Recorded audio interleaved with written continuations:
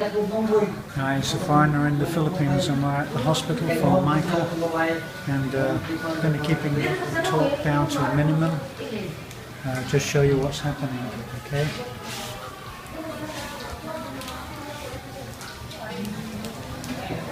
So this is a public ward, right? So 1, 2, 3, 4, 5 beds in here. Various people, various ages, but this is all male, of course. And we're here to get Michael. Is he almost ready now, honey? They just wait the bill. We're just getting the bill together, so we'll have a look what that has been, and then we'll go from there. As you can see, this lady over here, this lady is eating. There's nothing provided at this level. Relatives have to bring the food in, and after knowing what hospital food is usually like, maybe that's not such a bad idea. Or is that hospital food there? Yeah, there's a food for the patient.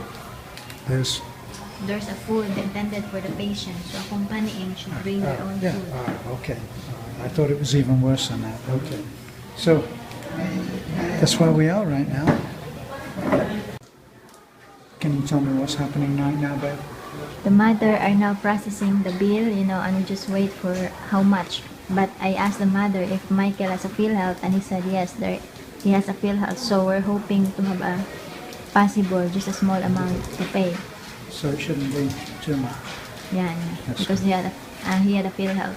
And as far as medication to take home with him? Also, there's an instruction for that, so we just wait because I think the nurse instructed the mother. I'm sorry, I didn't get that. The what? We just wait because I just talk the mother. I will just talk the mother once the mother arrive here, and we just ask about the prescription. Okay. So but we'll be filling a prescription before we leave. Yeah. Right, and they'll be on their way home. This young man here, who is just a cousin. Cousin. So there was support. There's another young guy there. Who is that? A brother. A brother? Yeah. So I don't understand why we had the discussion yesterday about there's no one to help him. Yeah, me too. I don't understand. This is what my friend Dr. Huntley in the UK would call insufficient data.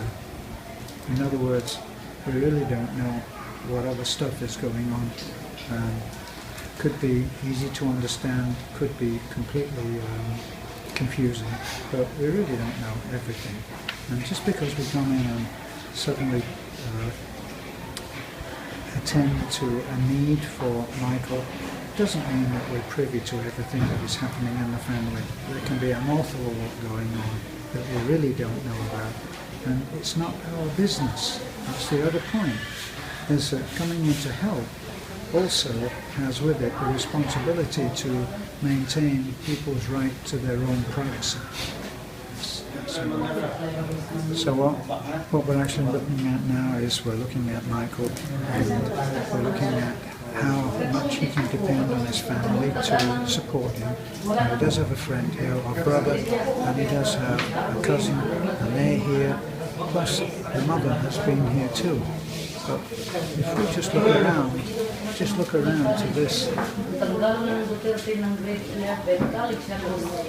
the man with the number 2 is a patient. All of the people that are around him, all of those people that are around him, and there were a lot more a few minutes ago, are here to support that man. And what we would have hoped is that our Michael had the same kind of support. He doesn't actually seem to know really what's going on, and that's most important, that the education of the patient knows that the responsibility for his care is in his own hands. It's not enough to rely on other people who may or may not come through. So what we're trying to do is to get Michael to understand this, as in fact we are trying to get Nisa to understand this, that they have to place, for this time, they have to place their own survival in their own hands and take care of it. So what's the lesson for us, for Beth and I?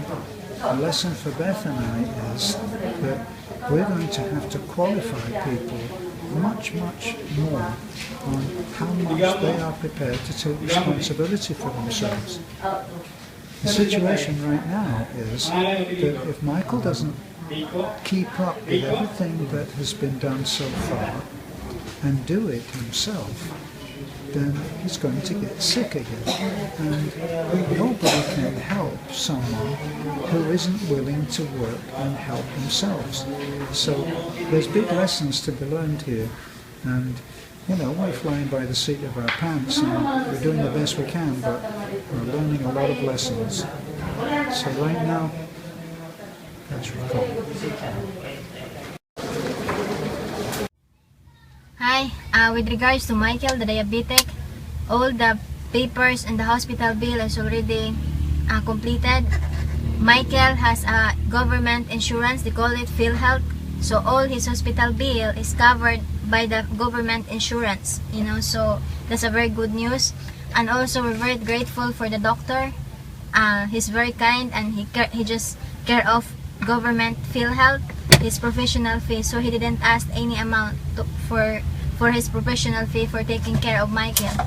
So but there are some medications for Michael, some insulin and other some tablets for him, for his potassium also and calcium. So that's what we bought.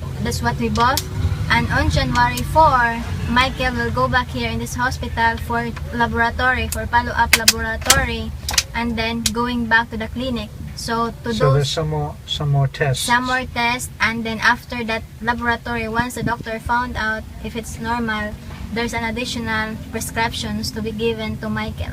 Okay, are we looking, what tests have we been looking at? I think follow-up potassiums and calcium, And the tests that he's had just now in hospital? Some blood tests, and other blood tests. So again, to those who sent gifts, Mr. Garrett, Sir Little Bit Rich, and this morning we received an email from Marshall, Sir Marshall, thank you very much. All those gaps are been taking it away, so that if there are some prescriptions needed in the next follow-up checkup, are also the doctor's fee in the follow-up checkups will be taken care of, so there's no need to worry. And then to those who sent some messages about insulins, there is some government going to the government and it's free. I already told Michael and the parents to go to the health center and ask the midwife or the nurse what they will do so that they can get a free insulin, because it's just them, so they should also help themselves. So it seems to me that at the moment that what we've done is really very little. All that we've done is got him to the doctor, who has decided to waive his fee. Plus the hospital does not cost anything, and all that we've had to do after all of this is just to buy him some medication. Some medications, but according to what I read on some articles, there are some insulin free by the government. So that's what I tell to the parents, negotiate to the barangay health center. So they may even get that free. So here they are now. Okay.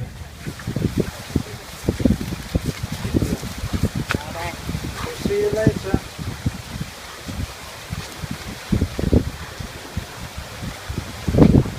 Well, seems like it was really a matter of education, because it hasn't actually cost that much.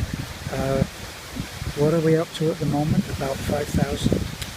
Including the charge of the previous checkup and the insulin. So we're actually only at 5,000 pesos, which is I've forgotten how much. And I'll give some few hundreds to the mother yesterday for their food. Right, we gave some medication. So they're not completely without money. It's best to assume that people don't have money in these cases, but you can see that they're almost at home now. That's a very modest house that they're living in, and it hasn't actually cost that much. It just needed the impetus of us to come in and do what Michael himself actually wanted. He was the one that told us of his condition, told us he needed help. So in fact, he has been a survivor, and we're really happy about that. He doesn't come across as being hugely bright about everything, but yet he did know enough to seek help, and that's the big thing. So the story's not finished. Now we have to get it so that they are connected with the local barangay, and once the barangay midwife, as they call them here, once she knows of Michael, then we can contact her and ask her to follow up, and then maybe it will just be for us to check in on it once in a while. That's what we're hoping, so that we can walk away and do other stuff. And on Monday we have an important mission to go up to Tagbilaran. Tuesday. Is it Tuesday we're going to Tagbilaran? And on Monday we're going to have a happy day. We're going to go to the other island. Why do you call it the other island? It doesn't Small have a name. island. Handayan. Handayan. Right, so we're going to go to that island, and we're going to introduce you to a very feisty lady of, I think, 99. 99? Are you sure? Yeah. Wow. This is a lady of 99, and she is quite a character. She is the great-grandmother of Beth, and we went to visit her once before, but we didn't have video then, so we just had stills that we put up on Facebook. That's Monday. Tomorrow we're going to a party at Philip and Beth, so we'll be videoing that too. Hopefully Beth will feel okay about going. She has a sore throat and hasn't felt really on top of everything. So we're hoping that she'll feel better for that day. Okay, so as a foreigner in the Philippines, thanks for looking in. Bye-bye.